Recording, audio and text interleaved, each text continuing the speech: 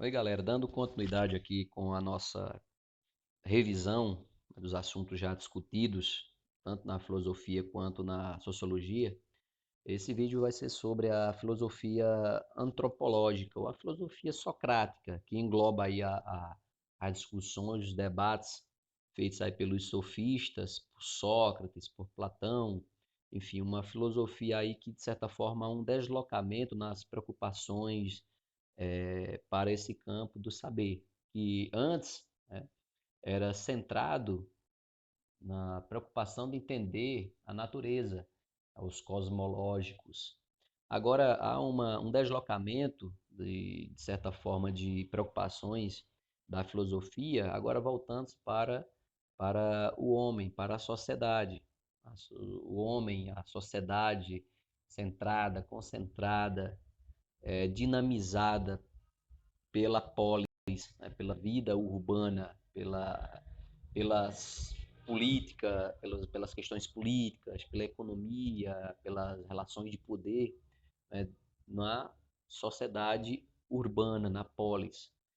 Com o desenvolvimento desses espaços, né, na Grécia antiga, nós temos aí também uma filosofia agora preocupada com essa questão, né, do homem, né, do cidadão, do indivíduo, né, que precisa interagir, que precisa vivenciar a polis. Portanto, é uma filosofia que, de certa forma, passa a se preocupar com o homem. E nós temos aí a sofística, né, a filosofia sofística, que de certa forma vai dar aí os primeiros passos nessa filosofia antropológica, no qual nós temos aí nomes como Protágoras, o homem à medida de todas as coisas, o Gorgias, o Hipias, e Sócrates, que serão aí os principais nomes dessa filosofia. Eles tinham uma preocupação em ensinar o cidadão para a vida política, para que este tivesse uma boa oratória, conseguisse persuadir os ouvintes para que este imprimisse as suas ideias e convencesse as pessoas de suas ideias, mesmo que relativas, né? Ou seja, era um ensinamento, né, no qual se ensinava o jovem ateniense, os jovens, os adultos da polis para a vida política, independente se na fala fosse repleta de relativismos, de inverdades, no entanto, que convencesse. A arte do convencimento está presente aqui na filosofia dos sofistas, no qual nós temos aí uma educação voltada para o cidadão enquanto agente político do convencimento, né, para que ele pudesse imprimir as suas ideias, mesmo que fossem opiniões,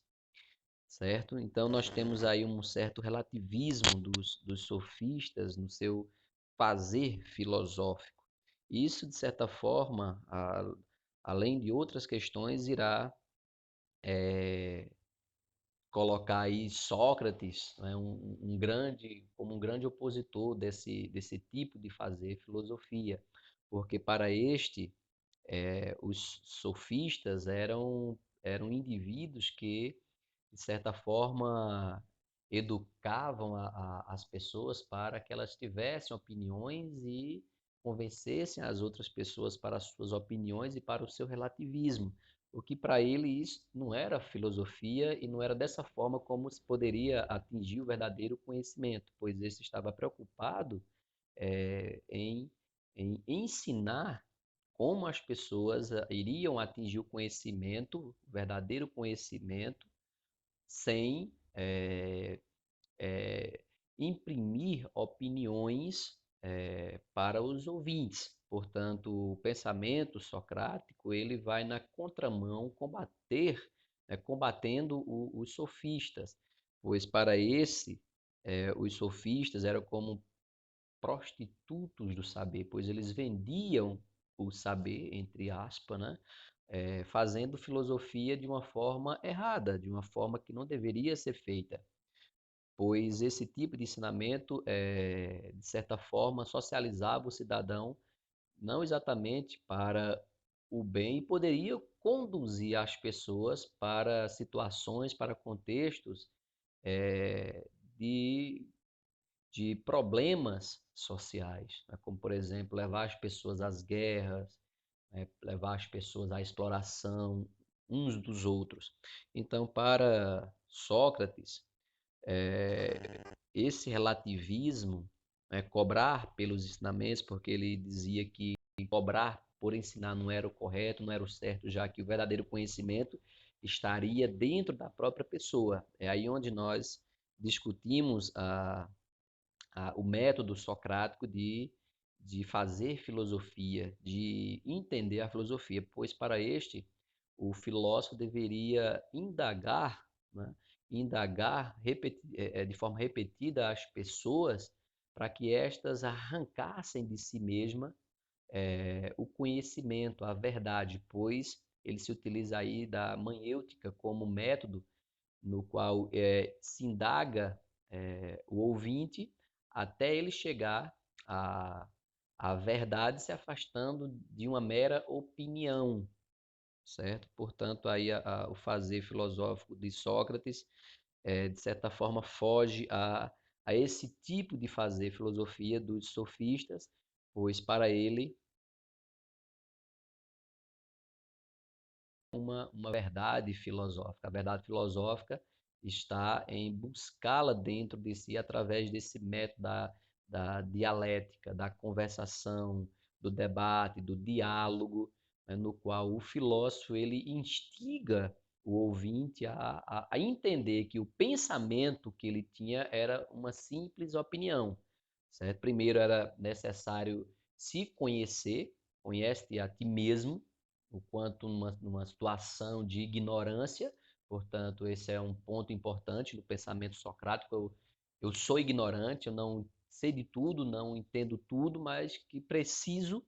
sair dessa ignorância, uma vez que a percebo dessa forma, é, indo em busca do verdadeiro conhecimento, me afastando da opinião que era apregoada pelo sofismo, certo? Então, essa ideia de conhece a ti mesmo e só sei que nada sei são passos importantes no entendimento de para a verdade que está dentro de cada um através do diálogo, se afastando das opiniões, do relativismo da opinião. Ok? Então, portanto, nós temos aí o Sócrates como um opositor do pensamento sofístico, né, do relativismo sofístico, e também da forma que ensinava, a forma que ensinava ao jovem, a, aos adultos para a vida política. Portanto, era necessário conduzir as pessoas a descobrir em si a ignorância, né, que não sabe de tudo, mas que precisa e que deve se abrir para os novos conhecimentos, para que se afaste das meras opiniões. Bem, nós já conversamos aqui, não vou tratar desse ponto, mas só para pontuar que Sócrates ele foi acusado, né, é, e condenado por corromper a juventude na, na polis ateniense, no qual este estava levando os jovens a refletirem, a pensarem, a indagarem sobre